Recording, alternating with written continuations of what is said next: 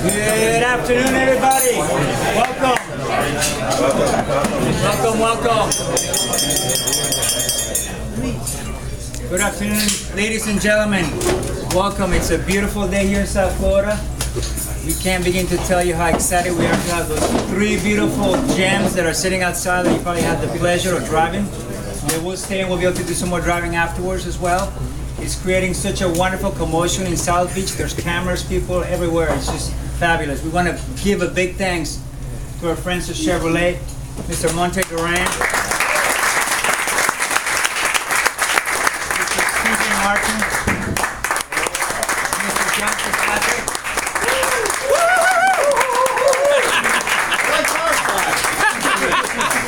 We greatly appreciate you guys taking the time to come down, spend this wonderful luncheon meeting with us, and especially bringing those fantastic three vehicles that you have done. We really appreciate it. Everybody's so excited.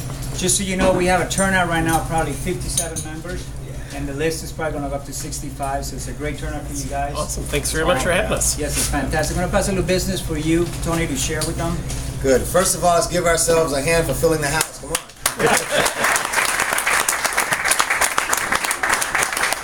While I was clapping, I stuck my tongue out. I felt like Miley Cyrus, you know. Don't twerk. No twerk. Is there no twerking zone? No twerk. Okay, so the important thing we got to keep in mind is this holiday season. There are a lot of things on the calendar, so we're going to run through the business agenda very, very quickly. But one thing we want everybody to keep in mind is that we have elections coming up, and we have the officers that we have to elect. So that's going to happen at the next meeting. So you guys start thinking about that and putting those thought processes into place. And also, we want to continue to challenge the members to help us understand what you want us to continue to be. Keep pushing the media out there. Keep putting the stuff on video, on your papers and web. Everything you're doing, keep SAMA at the forefront. Okay? Tony. Yes, sir. Let me, if I may just emphasize a bit there that next month are nominations, and the following month is the election. Correct, thank you. If you guys in here in the back, Ron said next month is the nominations, the following month is the elections. All right, so on that note, I think we need to talk about some of the events coming up, the Rides and Smiles, and the upcoming auto show. Ron, you want to talk a little bit about what we got? I'm Ron. This is Ron. I know we just met. I know we just met. Well, I see John Kaskinis is here. John? Mr. Kaskinis, would you join me so we can talk about the auto show? I think Mr. Ray will do it? Was that even better? Yes.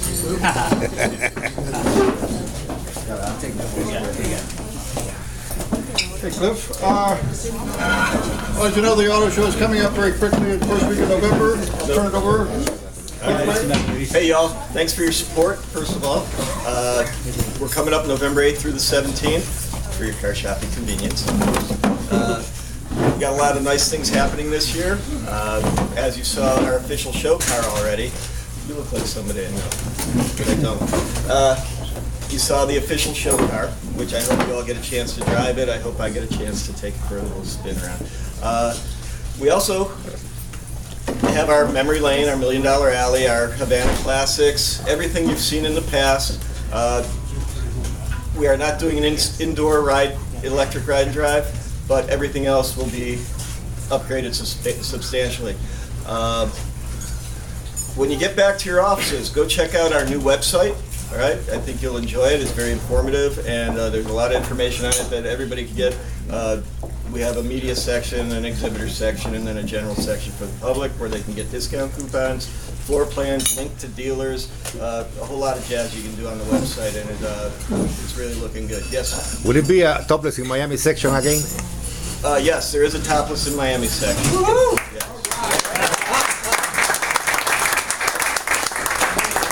Because you can't beat going topless. But we have the new website. Don't we have a cell phone app? Or we have a mobile website. We have a mobile website also. It's not necessarily an app that you can get all the or most of the information I just spoke about on the website on the app. Anything else? Opening night is November 8th. We'd love to see you all at the show on Media Day. Media hours run from 8 to, say, 4:30.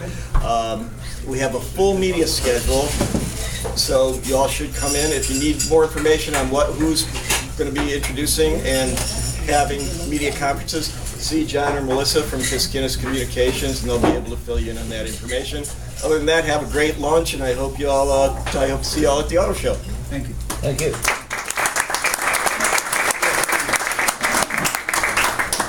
And again, this year, we will have our annual awards judging, and I've already been approached by several of our judges from last year who want to serve again.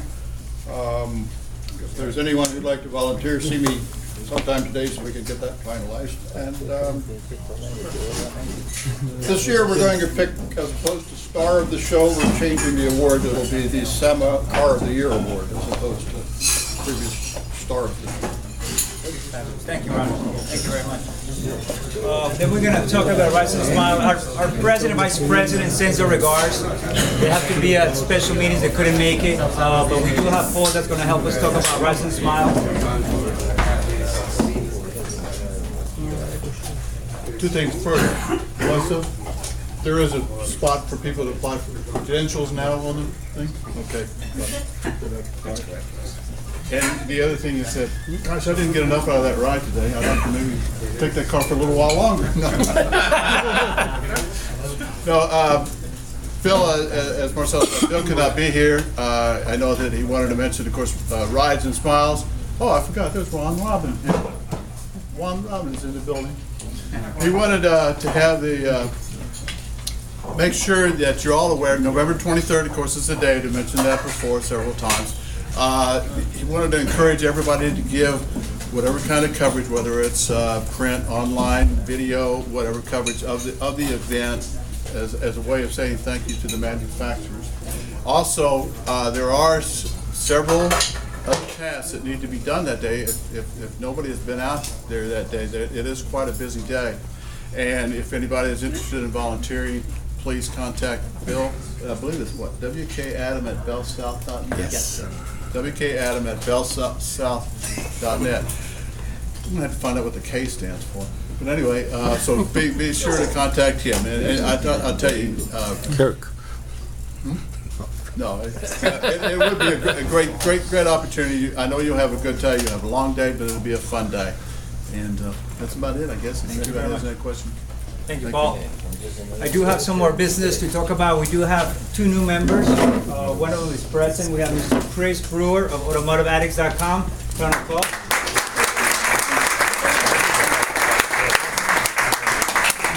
We also have another new member. I had breakfast with it this morning. Mr. Stephen Cole Smith wanted to join us. He's from Auto Week and Orlando Central and many other outlets, so he's going to be a new member, so it's a pleasure to have him.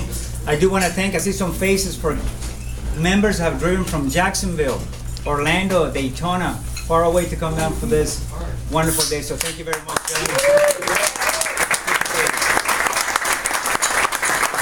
For the treasury report, we are looking at $7,850, so we're doing really good on the account. So I wanted to share those numbers, and I'm going to pass it on to you.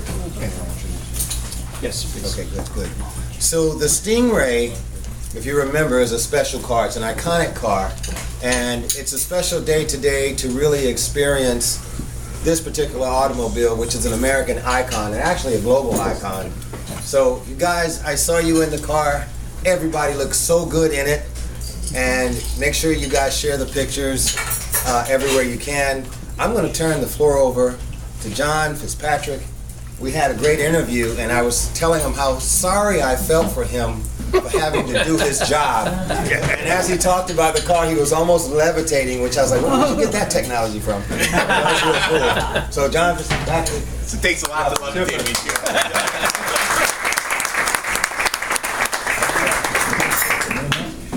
Good afternoon, everybody. Thank you on behalf of Steve, Monty, and myself for coming out. I'm sure you, when you saw my name on the agenda, you probably all just said I had to come to this. Probably had nothing to do with the car, I'm sure. I want to just take a few minutes, and I believe lunch is going to be served while I'm talking because we want to give you as much time to experience the cars as possible. So You know, if the food comes, go ahead and eat. You won't offend me or anything like that. And the presentation I'm going to show to you, I believe we're going to make available to you, so you don't have to worry about taking notes or anything. Just remember this, so when you get in the car, you can get a full experience around this great machine. So, with that said, that's me.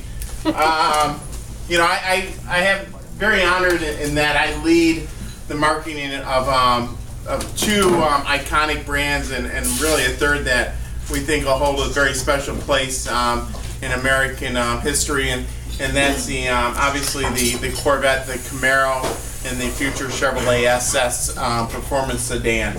And you know, it's a tough job. I keep trying to tell everybody it's a difficult job. Nobody believes me. But in 2002, the Corvette and Camaro made Chevrolet the leading performance car brand. We win more races on the track. We sell more V8 powered cars than anybody out there. The Chevrolet brand is really the performance icon in America, and when it comes to just giving you terrific, thrilling drives and rides in our performance cars. And you know, in 2013, the Camaro led the segment in initial quality, judged by J.D. Power. And so not only are we giving you great cars that give you a tremendous opportunity to drive, but they're also the highest quality out there. And in 2014, not only do we bring in the Corvette Stingray, the coupe that you see today, the convertible that hopefully we can maybe influence the topless in Miami activities a little bit, but as well as the Camaro Z28, the SS that I mentioned earlier, and of course this great Stingray that we're talking about here today. Stingray is an interesting term. You know Corvette history. 2013 marks the 60th anniversary for Corvette, but this year we're bringing back the Stingray moniker. And really in 1963, when we first introduced the Stingray, it really set out as a breathtaking design, with new technologies, and really a tremendous driving experience. We think we're doing the same thing again with this 2014 Corvette Stingray, and that's why we brought back the Stingray moniker. We didn't, and believe me, we didn't set out to build a Stingray. We set out to build the greatest Corvette we could, and it wasn't until we got done with that we said, you know, this really does remind everybody of the 63 in terms of not only the look of the car, but how the car feels and how it reacts. And we thought it was natural to add the Stingray name at that point. And it's designed to work better, not just look different. The car is very bold, you know, but obviously kept the Corvette essence, but we have an all-new aluminum frame, carbon fiber hood and roof panel. And if you get the opportunity to lift the roof panel up, you're going to be amazed how light that roof panel is. World-class interior and a race-proving aerodynamic design. A lot of people say, well, we have a race influence. We're race-proven. We're taking technology straight from our current C6R and applying it to this car. A lot of people think the Corvette is a big car compared to its class, but in actuality, and this has surprised a lot of people, the Corvette is actually a little shorter than the Porsche 911. That finds people astounding when we tell them that. But this is the yellow line is the Porsche Carrera Cabrio, and then the red is the current Stingray. You can see how we basically line up toe to toe with the Porsche, and even in some ways we obviously dominate them with our great V8 engine that gets 29 miles per gallon. There's only 27. So people are amazed when you say, not only do you get all the performance, but you get the fuel efficiency in this car. And we'll talk a little bit more about that here in a second. We really try to use very innovative materials around the car. In some ways, like as the headline says, we built it like an aircraft. We're using state-of-the-art aluminum frame, 100 pounds lighter, but 57% more stiffer than the previous generation. The carbon fiber hood and removable panel saved us another 18 pounds. Lighter density composite panels saved us 11 pounds. There is really no steel in the frame or in the body panels. It's all aluminum or composite fiberglass or Carbo Nano composite that we use that saved us another 9 pounds. The car, we did spent a lot of time in our wind tunnels up in Warren trying to perfect the aerodynamic around this car. One of the things that Corvette Racing taught us was that air management gives you an advantage. If you can get through and eliminate the drag that the air around you gives you, you have an advantage of winning the race. And so we spent a lot of time managing air around this car. And so the vents you see on the car, for the most part, they are functional. When you see the hood extractor, what's happening is the air is coming through there. We've tilted the radiator forward, bringing air in there, extracting it out the hoods. We have 2 vents in the quarter panel, the upper corner panels. Those are bringing air in, basically cooling the transmission in the rear differential and exhausting it out. We thought it was very important, especially with the Z51 package, our performance package, that we had the coolant in there so that not only is it managing the air, but it's also managing the temperature, because obviously the hotter the car, you're going to lose some functionality. So that was very key to us. One of the things about the new Corvette, I talked about a little bit of the aerodynamics, but really when you're in the car, it's the experience you get behind the wheel. We wanted you to be the center of the drive experience. We wanted you to be where everything around you you were in control of. So we spent a lot of time bringing up this interior to world-class standards. The steering wheel is unique. It's a 360 millimeter steering wheel. It makes the whole car just feel smaller because of the compactness around the steering wheel and the grip around it. The premium materials, if you see carbon fiber in it, it's carbon fiber. If you see aluminum, it's aluminum. If you see leather, it is leather in the car. And in the 3LT, we actually offer a fully wrapped leather interior, really engineered to enhance the whole driving experience. And we have suede in there and such so that you keep your butt in. If you're in a really serious performance driver, keeps you really glued into the seat. Speaking of the seats, we knew that's another area that we really had to address. And the problem with Corvette is it really serves 2 masters. It serves a person that wants to take it out on the track or autocross and such, but it also serves a master who just enjoys driving, just get in the car and cruising down the road and such. And in the old car, we had a seat that tried to do both, and to be honest with you, when you have something that's trying to do 2 jobs, sometimes it just doesn't do either job very well. So in the new car, we actually are introducing 2 seats. What you're going to experience today is what we call our GT seat. Features a magnesium frame. We really benchmarked our competition, make sure we gave you the best in lateral support and such. And then the other seat that we'll be offering here later in the year is a competitive sports seat. Very much performance variant. Actually put holes in here. We don't offer this from the factory, but if you want, you can do a 5-point harness in the seat if you're really serious about taking it to the track. We have a lot of advanced technologies to enhance the driving experience, not to distract you from the driving experience. One of the things we'll talk about downstairs is driver mode selector. I think I have a chart that shows you all the different things this mode selector influences. We have 3 different displays that you can see on the DIC. We have a tire temperature system. To be honest with you, this is really important for us because tires play a huge role in how a car is going to handle, and it's very important that you understand what the tires are like when you get in the car, especially if you're doing performance driving. Electronic limited slip, which it's a huge advancement for us, and then active rev matching, which is on our 7-speed manual transmission. So let's talk a little bit about the driver mode selector. It's basically a knob that's going to just be to the right of you as you're in the driver's seat. And this mode basically allows you to tailor the car to however you want to experience it. We have 5 settings for it: weather, eco, touring, sport, and track. And the center button will turn on and off the stability traction control. So it allows you to really tailor the car to how you want to respond. again, I mentioned there's 12 different features this car changes. This just doesn't just change the suspension. It changes the way you hear the car, the way you look at the car, the way the car